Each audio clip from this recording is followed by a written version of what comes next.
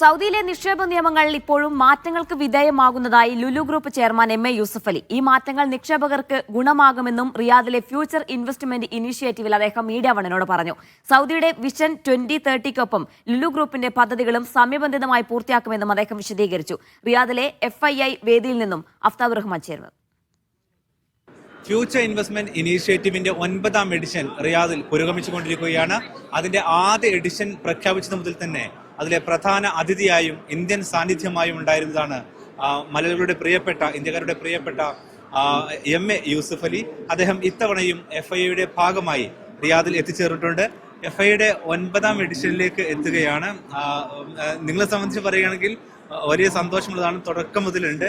എന്താണ് ഇത്തവണത്തെ ഒരു പ്രതീക്ഷകൾ എന്തൊക്കെയാണ്? ആദ്യത്തെ 1ാമത്തെ FII ഫ്യൂച്ചർ ഇൻവെസ്റ്റ്മെന്റ് ഇനീഷ്യേറ്റീവ് മുതൽ എല്ലാ FII കോൺഫറൻസുകളിലും ഞാൻ പങ്കെടുത്തു. ഓരോ കൊല്ലവും ആളുകൾ കൂടി വരുന്നു. ഹെഡ് ഓഫ് സ്റ്റേറ്റ് ലോകത്തിലെമ്പാടുമുള്ള ഭരണാധികാരികൾ കൂടി വരുന്നു. ഇപ്പോൾ ആഫ്രിക്കയിൽ നിന്നും, ഫാർ ഈസ്റ്റിൽ നിന്നും, മിഡിൽ ഈസ്റ്റിൽ നിന്നും, ഓസ്ട്രേലിയയിൽ നിന്നും, അങ്ങനെ ലോകത്തിൻ്റെ പല ഭൂഖണ്ഡങ്ങളിൽ നിന്നാണ് ഇപ്പോൾ ഇവിടെ വന്നുകൊണ്ടിരിക്കുന്നത്.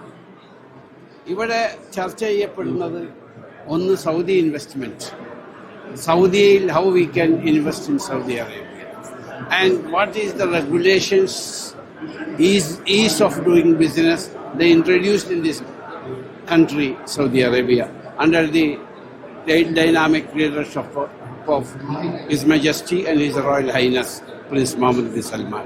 ഒരുപാട് നിയമങ്ങൾ മാറ്റപ്പെട്ടിട്ടുണ്ട്. 100% ലൈസൻസ് ഇഷ്യൂ തുടങ്ങി. എല്ലാ സെക്ടറുകളിലും അത് ഓപ്പണായി. ഫോറിനേഴ്സിന് സ്ഥലം മേടിക്കാനുള്ള സൗകര്യങ്ങൾ ഇവിടെ ചെയ്യുന്നു. അങ്ങനെ ഒരുപാട് ടൈം ടു ടൈം അവർ അപ്ഗ്രേഡ് ചെയ്തുകൊണ്ടിരിക്കുകയാണ്. മറ്റൊന്ന് വിഷൻ 2030യും ലുലുവുമാണ്. ഇപ്പോൾ കഴിഞ്ഞ ദിവസം നിക്ഷേപ മന്ത്രി പറഞ്ഞിരിക്കുന്നത് വിഷൻ 2030യുടെ ഭാഗമായിട്ടുള്ള 85% അവരുടെ പ്രഖ്യാപിത ലക്ഷ്യങ്ങൾ നേടിക്കഴിഞ്ഞു എന്നുള്ളതാണ്.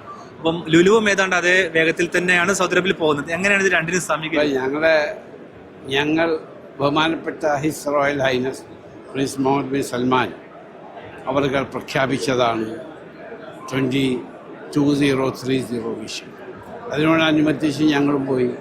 ഞങ്ങൾ 82 എന്ന് ബഹുമാനപ്പെട്ട മന്ത്രി പറഞ്ഞത് ഞങ്ങളും ഏതാണ്ട് 80-ലെത്തിയിട്ടുണ്ട്. ഏതുകൊണ്ട് 2030 മുമ്പ് ഞങ്ങൾ 100 ഷോപ്പാണെന്ന് ഞങ്ങൾ പ്രഖ്യാപിച്ചത്. അത് അത് 2030 ഇനി 205 കഴിഞ്ഞു.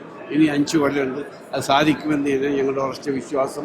അതിനുവേണ്ടി എല്ലാ സഹായങ്ങളും ഇവിടുത്തെ ഗവൺമെൻറ് ഞങ്ങൾക്ക് ചെയ്തു തരുന്നു. ഞങ്ങൾക്ക് 23 രാജ്യത്ത് ഞങ്ങളുടെ food processing, logistic, procurement centres. ഞങ്ങൾ അവിടെയൊക്കെ മലയാളികളാണ് അതിൻ്റെ ഡയറക്ടർമാരും മാനേജർമാരും. ഏറ്റവും നല്ല സാധനം അതാത് രാജ്യത്ത് നിന്ന് പ്രൊക്യൂർ ചെയ്യുക, ഇങ്ങോട്ട് അയക്കുക, അത് നല്ല വിലയ്ക്ക് വെക്കുക, കസ്റ്റമേഴ്സിനെ സാറ്റിസ്ഫൈ ചെയ്യുക. അതാണ്.